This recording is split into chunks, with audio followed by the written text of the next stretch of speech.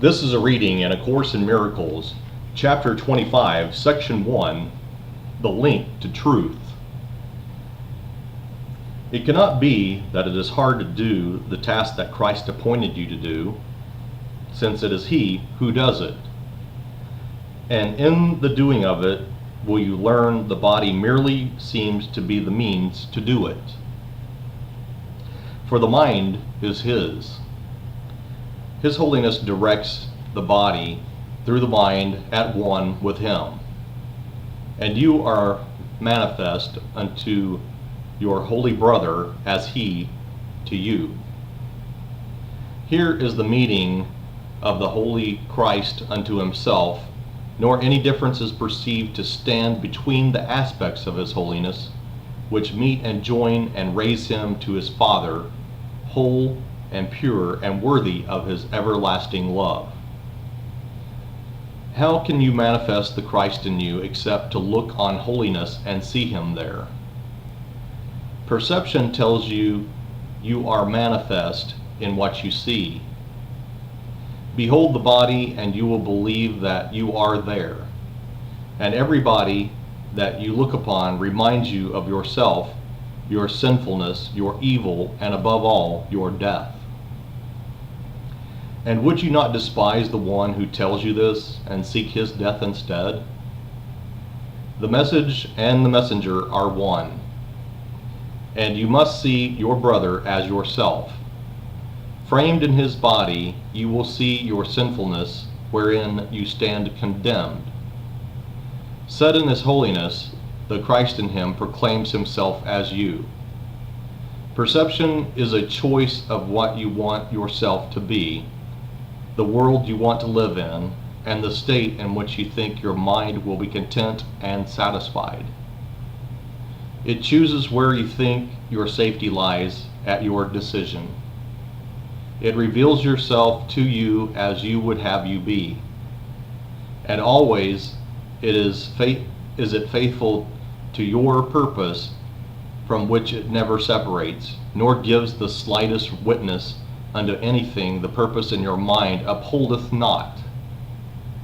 Perception is a part of what your purpose to behold, for means and end are never separate, and thus you learn what seems to have a life apart has none.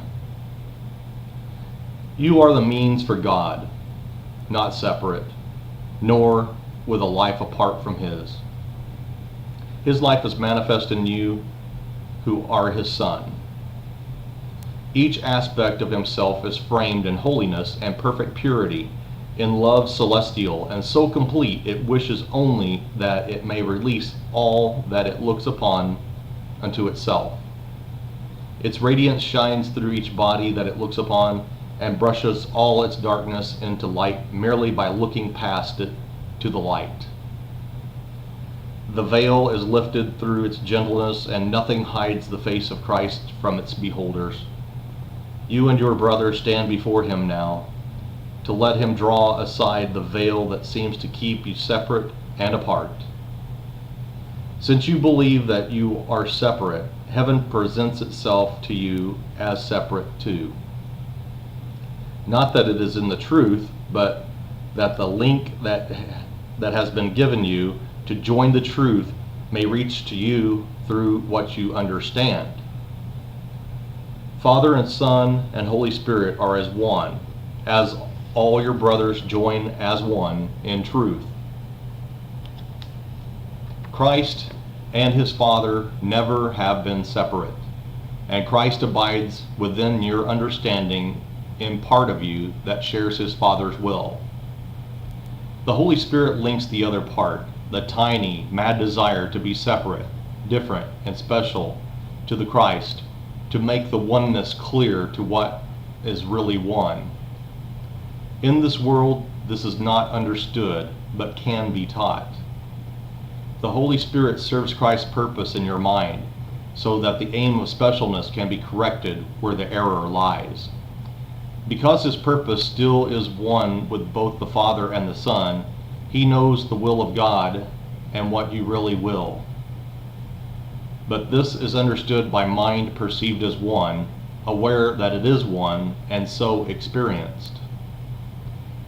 It is the Holy Spirit's function to teach you to know,